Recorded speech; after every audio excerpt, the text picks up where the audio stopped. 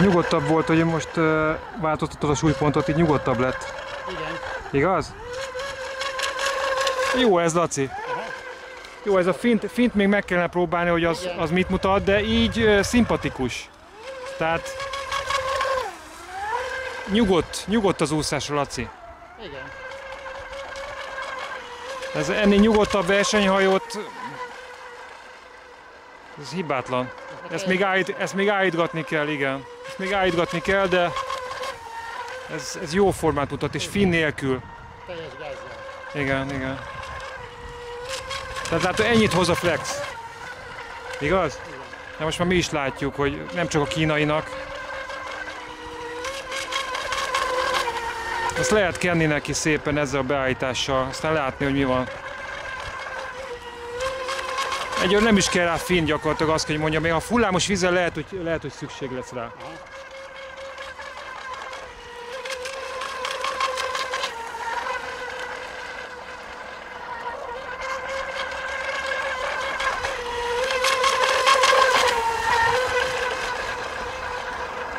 Igen, Flexel jobban tud fordulni.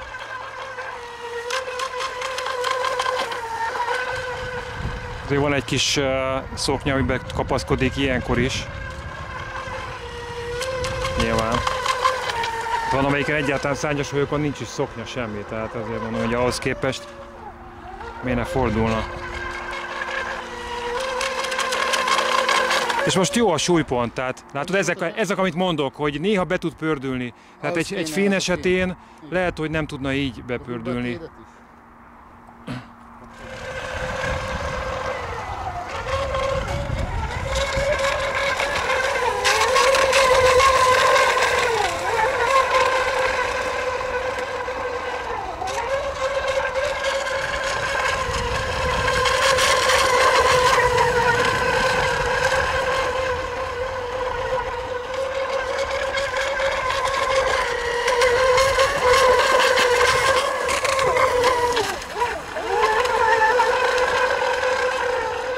Próbálj óvatosabban fordulni vele, gázelvétele esetleg.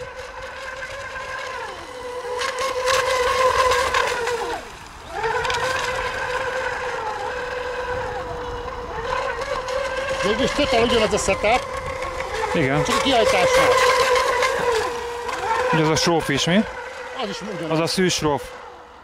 Az is ugyanaz. 24-es, igen. Hát abból is lehet majd következtetni, hogy ilyen szempontból mit mutat. Ez puszilkodtok ilyenkor? Szexelnek.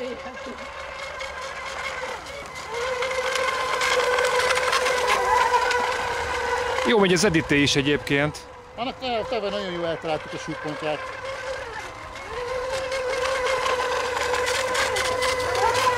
Hát az a picit olyan billegős, tehát ugye az nyilván. Ez igen. Viszont a Ferdével, a Flexel kijön belőle. Igen, a Ferdével az jobban versenyhajó konceptet mutat. Tehát ami egy jó klasszikus versenyhajó. Jó, ez a járható út, Laci. Most már én is építek egyet.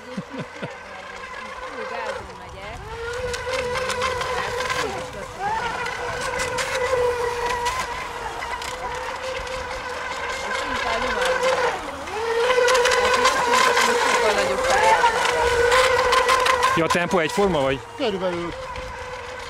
Hát, tulajdonképpen igen. Hát ez ugye nem a tempó, ez most a stabilitásról szól. Igen. Effektív, igen.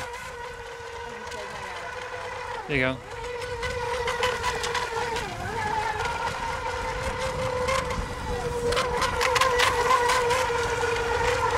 Kicsit kezd meghalni.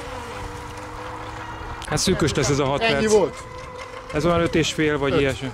5. Ja, 5. Ja. 5. Tavaly aksival. Jó, és az edit? Ugyancsak.